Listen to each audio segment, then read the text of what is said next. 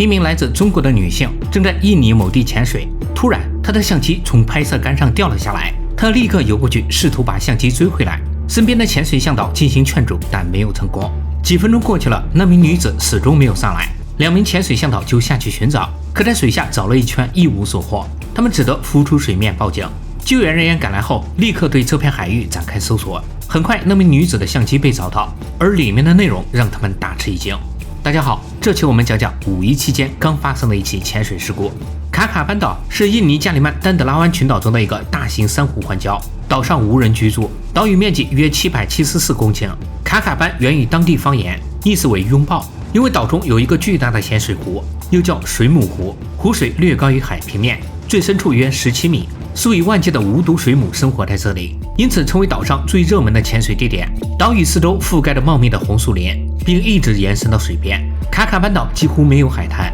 大部分都是陡峭的石灰岩悬崖，有些地方甚至高达100米。最有名的是一个叫梭鱼角的地方，两堵峭壁在这里形成一个尖角，大量的远洋鱼类被水流带到此处，再加上五彩缤纷的珊瑚礁非常漂亮，因此梭鱼角也成了该岛的第2个热门潜水点。但这里也非常危险，因为下方经常会出现上升水流、下降流和逆流等强水流，所以潜水时必须非常小心，否则就有可能被带到海洋深处。2025年5月1日，也是中国5·1假期的第一天，来自上海的张小涵与其他人一起到这里游玩。张小涵只是音译，不清楚他的具体中文名，照片也是来自印尼媒体。据印尼的新闻报道说，张小涵30岁，他的潜水证书等级为潜水长，这是潜水领域的首个专业级别认证。如果他拿证的过程都正规的话，这意味着他已经正式从休闲潜水员步入了职业潜水员的领域。当时他正在一个潜水中心担任助教，因此在开放水域水肺潜水方面，他确实算得上经验丰富。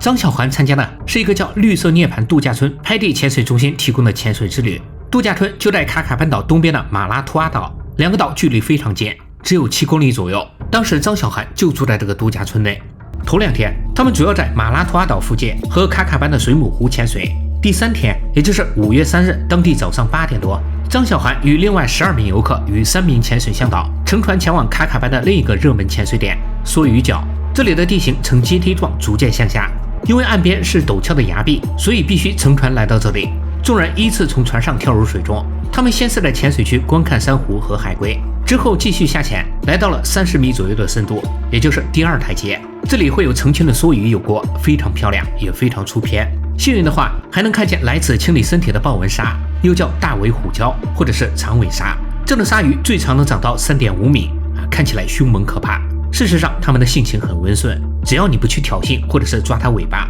豹纹鲨并不会主动攻击人类。在潜水了将近半个小时后，大家都拍摄了足够多的美照和视频，潜水也接近尾声，众人开始跟着向导返回上一层。因为他们在30米的深度停留时间远超10分钟，也超过了免减压的时限，所以他们出水前必须进行分段式减压，否则就有可能出现减压病。就这样，众人回到了5米左右的深度，不出意外的话，几分钟后他们就能浮出水面了。但意外突然来了，张小涵的 GoPro 因为没有固定好，突然从拍摄杆上脱落，也不知道他为什么不用个碗带啥的固定一下。看到相机掉下去以后，张小涵下意识的就要去追，但作为一名经验丰富的潜水助教，他也应该知道，许多潜水事故都是因为捡相机导致的。旁边的潜水向导威力看到以后，立刻对他进行劝阻，一是因为他们所剩的气体已经不多，二是因为这个时间下去很有可能会遇见暗流。但张小涵没有停，估计也是因为对自己的技术比较自信。就这样，他头也不回的孤身一人朝相机飘走的方向追去。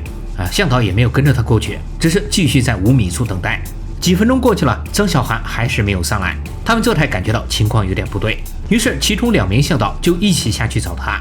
这才是正确的，不能独自下潜，尤其是深潜的时候一定要有潜伴。没多久，他们就来到了第2台阶，但整个区域都没有张小涵的身影，因为前方就是悬崖，再加上水流有点不稳定，两人没有冒险，而是决定返回。事后证明，他们这个选择也是对的。回到船上后，他们立刻报了警，时间为上午9点左右。之后，印尼的联合搜救队开始在这片海域搜寻，他们进行了多次下潜，区域主要是在第1和第2台阶。经过一番寻找后，他们在靠近悬崖边的珊瑚上发现了一台 GoPro， 这正是张小涵丢失的那台。救援人员把 GoPro 带回水面并导出查看，结果里面的内容让他们大吃一惊，因为相机拍到了张小涵与暗流对抗的场景，但他最后失败了。张小涵被水流推到了悬崖那边，网上传的最多的就是这一段视频啊，但这个应该只是类似场景，画面中的人并非张小涵，原因我们等下再说。看到相机里的内容后，救援人员立刻前往悬崖去寻找。这一部分我们进行了简化。实际上，因为水下暗流涌动，他们尝试了很多次才到达海底，然后在那里发现了张小涵，深度为87.5米。他的衣服和潜水装备完好无损，但气瓶已空，死因应该为溺水。之后，搜救人员又花了几个小时，终于在5月4日下午2点55分把张小涵的遗体打捞上来。这时他已经在水下被泡了31个小时。接着，遗体被送往医院进行尸检。事后，警方给出了一个大致推测：当相机脱落以后，张小涵一路从水下5米追到了水下30米，相机最后停留在一片珊瑚丛中。张小涵试图游过去捡起来，结果不幸遭遇暗流，他被水流带着飘向深水区。期间，他试图用拍摄杆勾住珊瑚，但因为水流太强而失败。他先是被冲到悬崖边，然后又被压着往下方坠落。潜水电脑数据显示，在坠落的过程中，他曾与暗流抗争了约2分钟左右。接着因为气体耗尽溺水身亡，而遗体被水流带到了87米深的海底。印尼警方随后把相机还给了他的家人，并尊重他们的意愿，没有公开视频所以网上这段应该是假的，只不过情形差不多。这起事故在国内外都引发了热议，有人质疑他固定相机的方式，有人觉得为了一个相机而丢掉性命实在不值。其中有一人的评论我觉得很有意思，他说有2种潜水员最容易遭遇危险，一种是初学者，因为他们不懂规则；第二种是潜水高手，因为他们认为物理定律不适用于他们。现在气温越来越高，许多人也开始迫不及待地跳入水中。这里也提醒一下各位，不管你是新手还是老手，都不要轻视水下的危险，任何时候都不要去做违反安全规则的事。好了，那本期视频到这里就全部结束了，感谢各位的观看，我们下期再见。